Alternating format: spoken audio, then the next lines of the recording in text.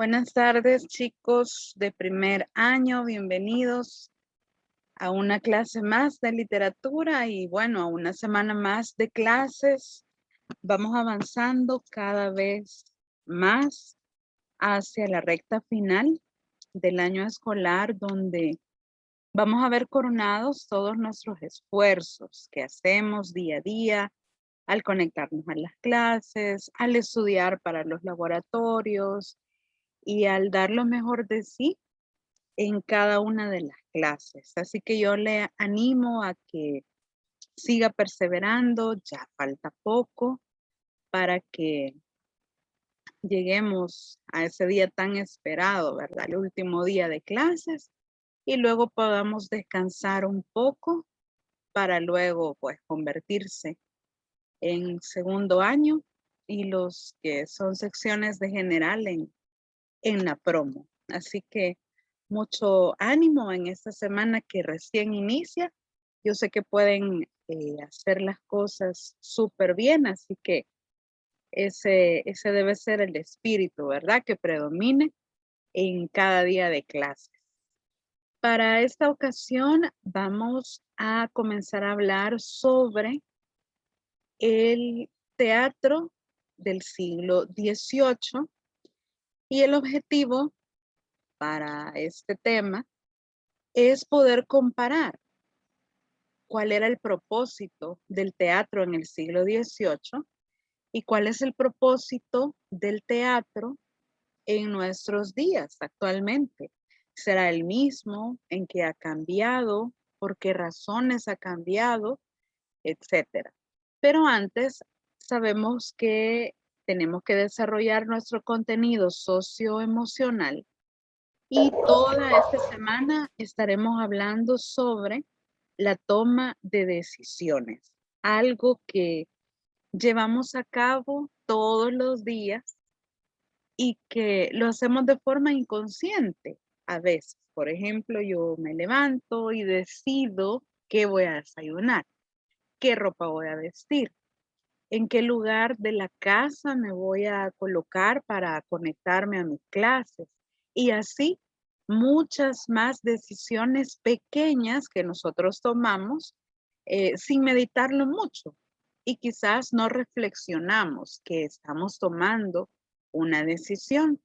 Por supuesto que hay otras áreas, otras cuestiones en la vida que sí necesitan que nos detengamos, que pensemos, que analicemos y que tratemos de visualizar los pros y los contras de lo que vamos a elegir, de lo que vamos a escoger.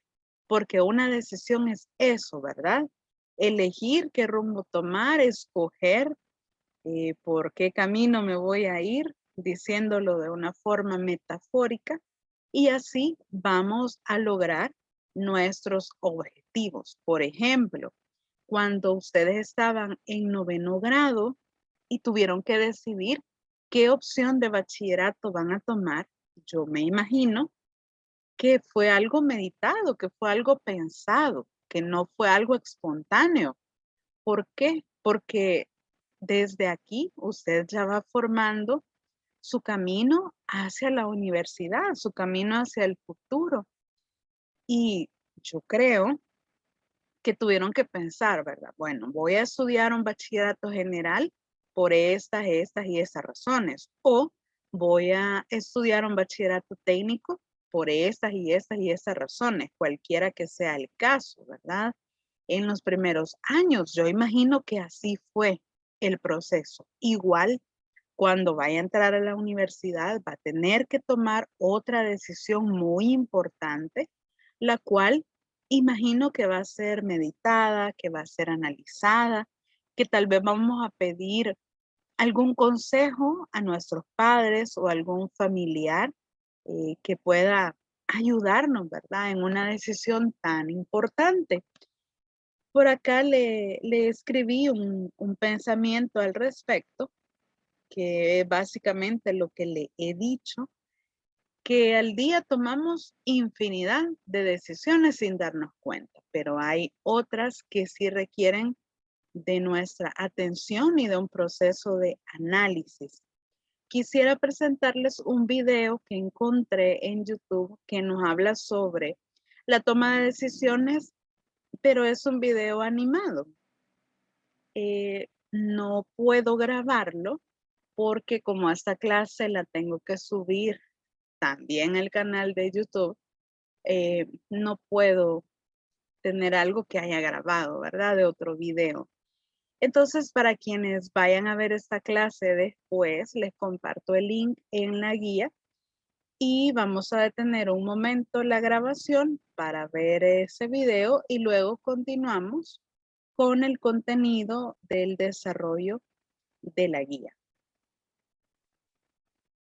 Bien, ahí estaba el video que les comentaba animado, ¿verdad? Que habla sobre la toma de decisiones y algunas cosas que yo ya le había comentado, que es un proceso que necesita un análisis y atención de nuestra parte, en especial cuando son decisiones que van a afectar nuestra vida.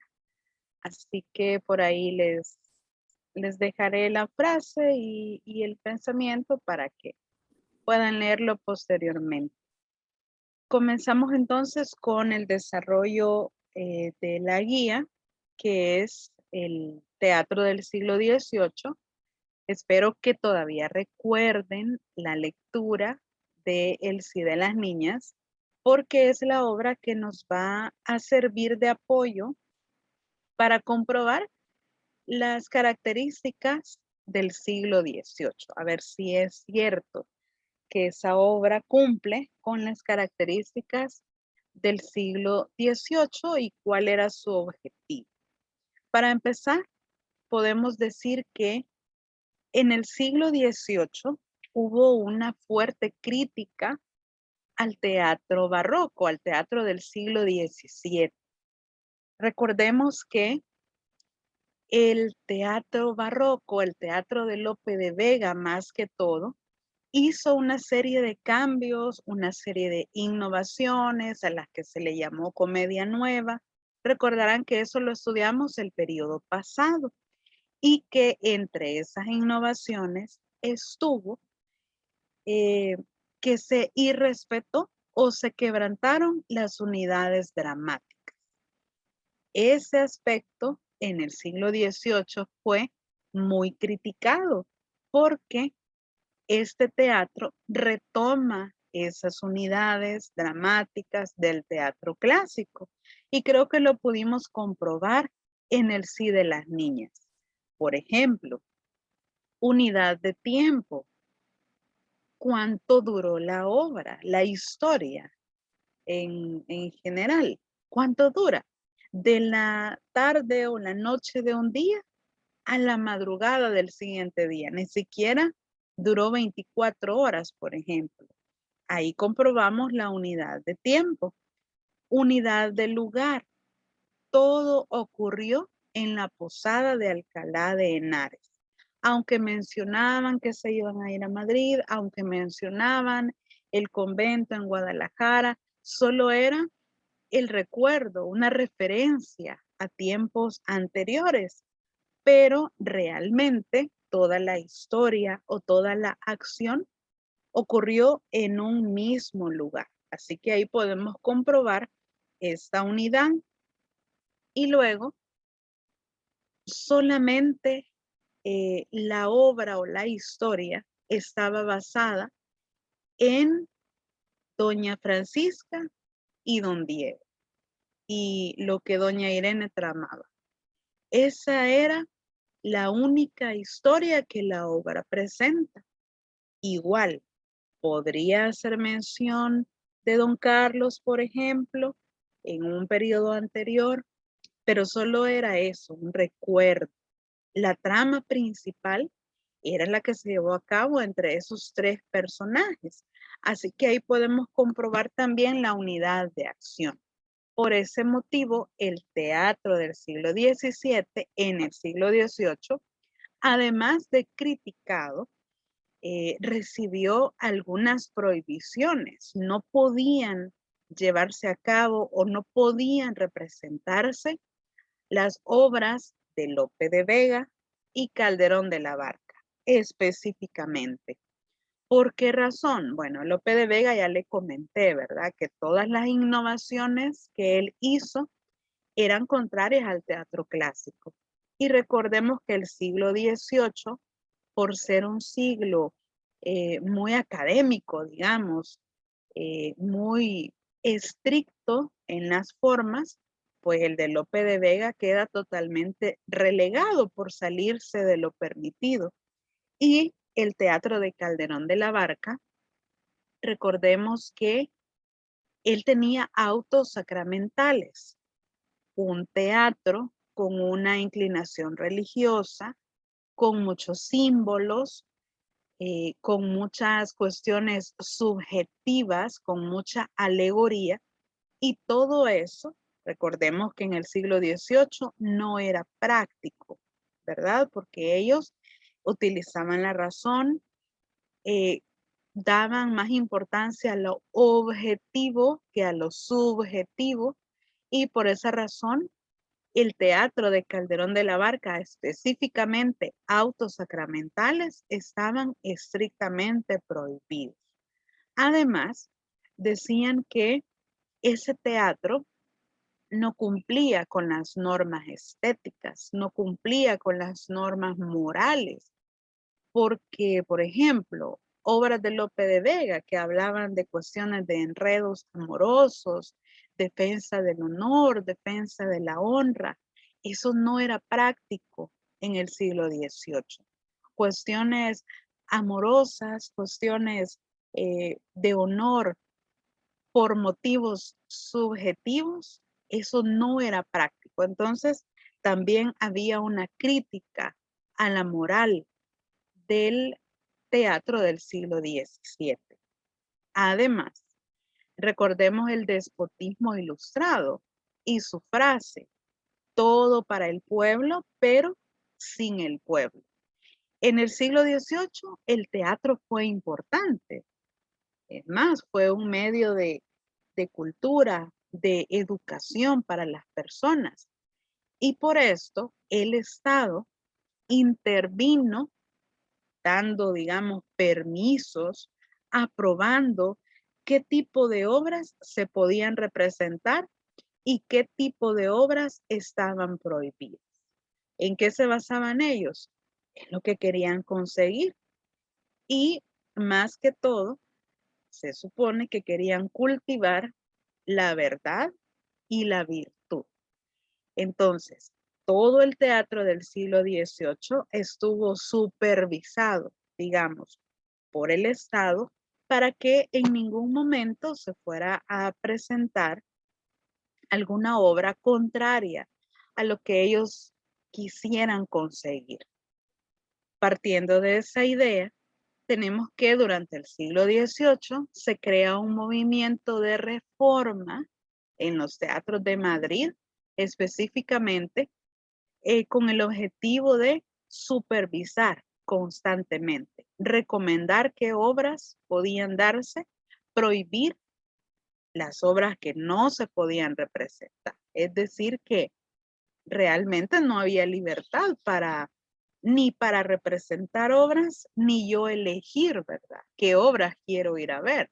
Sino que todo estaba supervisado por el Estado. Claro, basándose, como les decía anteriormente, en la verdad, en la virtud y en un modelo basado en, en la libertad, ¿verdad? Hasta donde ellos lo permitían. Algo muy importante y muy positivo del teatro del siglo XVIII es que se inspiró en personajes y en costumbres de la vida real. Creo que todos hemos estudiado en otras asignaturas que, por ejemplo, el tema principal del sí de las niñas, que fue los matrimonios arreglados, eso era una realidad, no es un producto de la imaginación del autor en ese caso. Eso era cierto. Las personas o las familias incluso se casaban para mantener sus apellidos, su riqueza, sus terrenos, su linaje, ¿verdad? Podían darse matrimonios entre familias. También matrimonios arreglados desde que eran unos niños. Habían dos familias, por ejemplo, con cierto poder económico y entonces, ¿qué decían? Bueno, mi hijo se va a casar con tu hija a tales años, porque eso era otra cosa, se casaban muy jóvenes. Y entonces eso era una realidad. ¿Importaba lo que los jóvenes quisieran?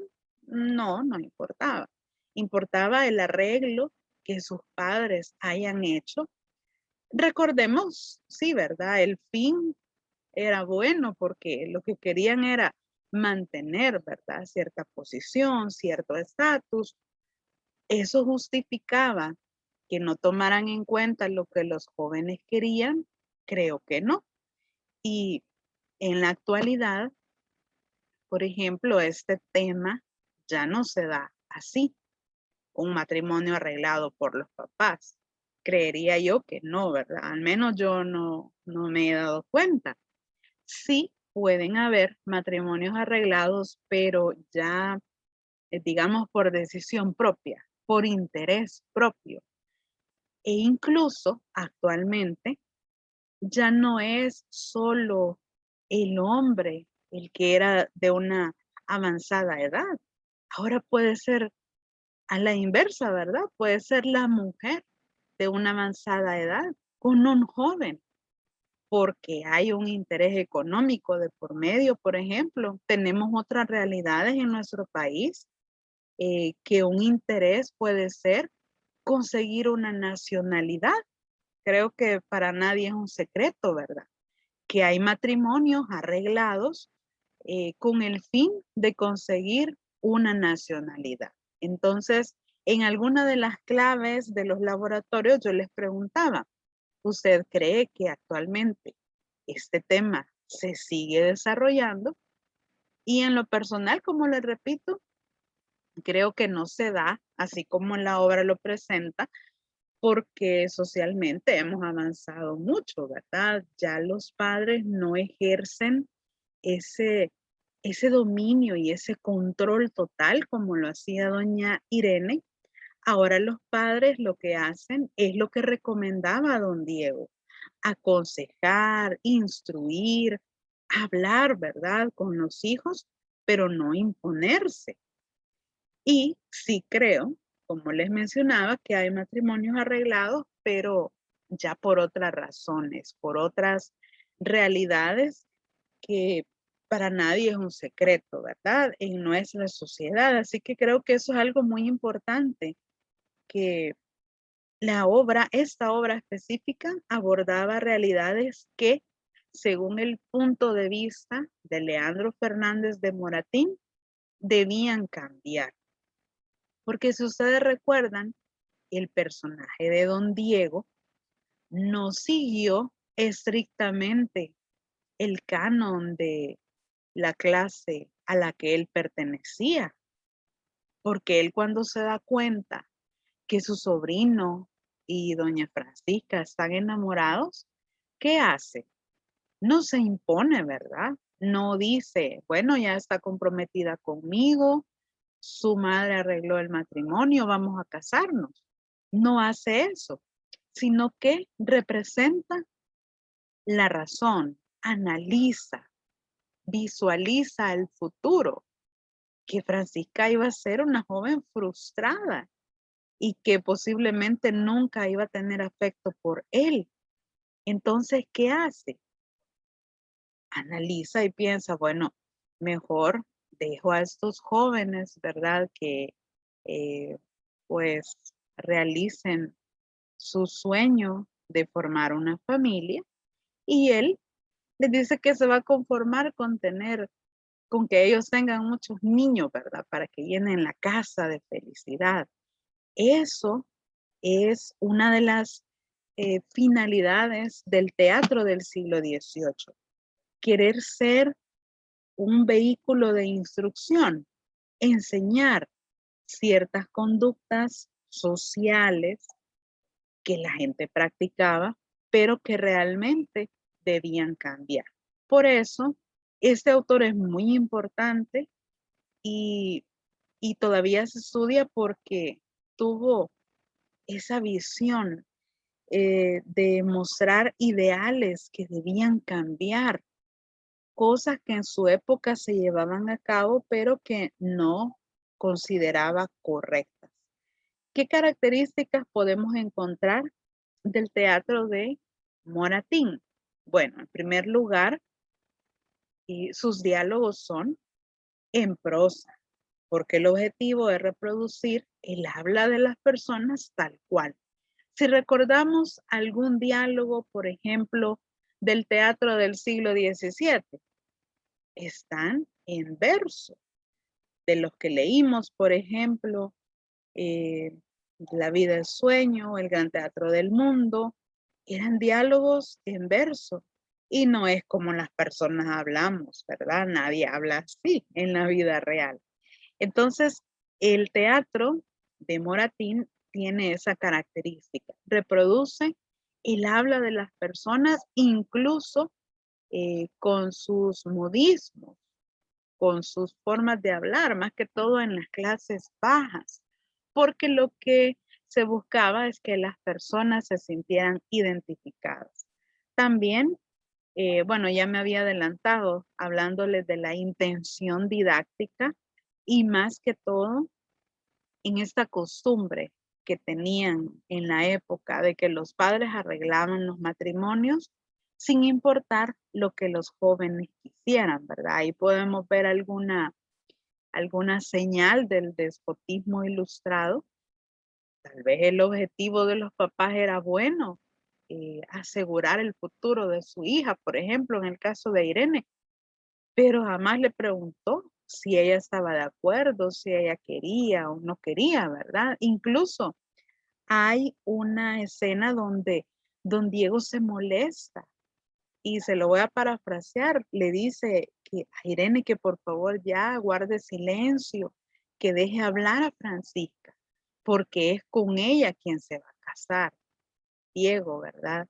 Y Francisca se molesta porque era la costumbre de los padres, especialmente con las mujeres. Estaban las mujeres, las jóvenes, totalmente sometidas, ¿verdad? En este caso, Francisca ya no tenía a su padre, estaba sometida a su mamá. Y para nada Francisca podía ir en contra de lo que su mamá decía o quería. Y si ustedes recuerdan la lectura, don Diego razona todo eso y lo dice. Y hay un momento en que le dice a Francisca que lo que él quiere de verdad es que ella le sea sincera, porque fíjense que ahí hay una crítica muy grande a la educación de aquella época, porque don Diego dice que ese sí de las niñas, y que así se llama en la obra, es un sí hipócrita, porque no es lo que ellas quieren.